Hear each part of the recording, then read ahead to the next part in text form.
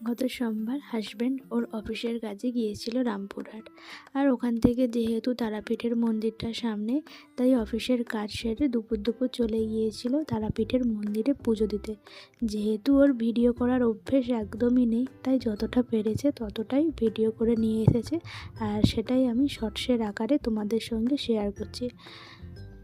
আর যে কোনো মন্দিরেই তো ক্যামেরা করা একদমই অ্যালাউ থাকে না, তো সেরকমই এই মন্দিরের ভেতরেও ক্যামেরা করা একদমই অ্যালাউ ছিল না। তাই তোমাদের সঙ্গে আমি আর মায়ের মূর্তিটা দর্শন করাতে পারবো না। আর যেহেতু আমি যাইনি, তাই বলতেও পারবো না যে কোথায় কি রয়েছে। আর তোমরা কে কে তারাপীঠের মন্দিরে গিয়েছো পুজো দিতে, সেটাও কিন্তু অবশ্যই কমেন্টে জানিও। তো চলো তোমরা এবার ভিডিওটা শেষ পর্যন্ত দেখতে থাকো, আশা করি তোমাদের ভালো লাগবে। চলো টাটা।